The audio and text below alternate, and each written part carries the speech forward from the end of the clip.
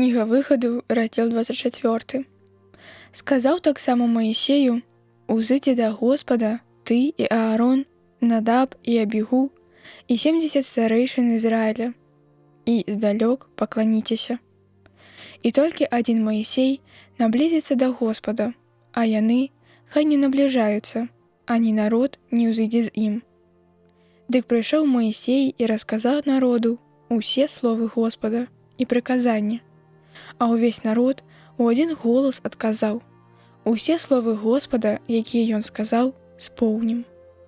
І запісаў Маісей усе словы Господа, і зранку устаўшы, пабудаваў ён ахвярнік ля падножжа гары і паставіў 12 камянёў, адпаведна 12 пакаленням Ізраіля, і паслаў юнакоў сыноў Ізраіля, і яны склалі ахвяру целаспалення і ўчынілі Господу мірнае ахвярапрынашэнне з цялят. Такім чынам узяў Маісей палову крыві і ўліў у чары, а астатняй часткаю крыві пакрапіў ахвярнік.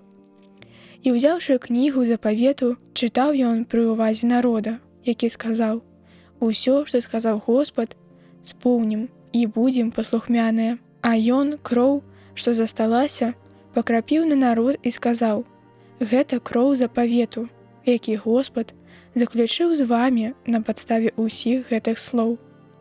І ўзышлі Маісей і Аарон, Надаб і Абігу, і 70 старэйшын Ізраіля. І убачылі яны Бога Ізраіля, а пад яго нагамі нешта, падобнае на твор сафіравага каменя і падобнае на самое неба, калі яно яснае.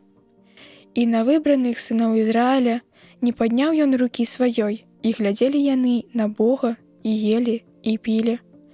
І сказаў Господ Маісею: «Падыміся да мяне на гару і будь там.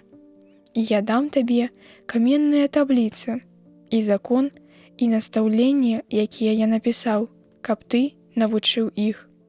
І ўстаў Маісей і Ешуа, яго памочнік, і ўзыходзячы на гару Божую, сказаў Маісей старэйшынам: «Чакайце тут, пакуль мы не вернемся да вас.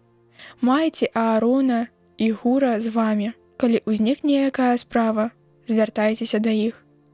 І калі Маісей узышоў на гару, воблака накрыла гару, і заставалася слава Господа на Сінаі, ахінаючы яе воблакам 6 дзён.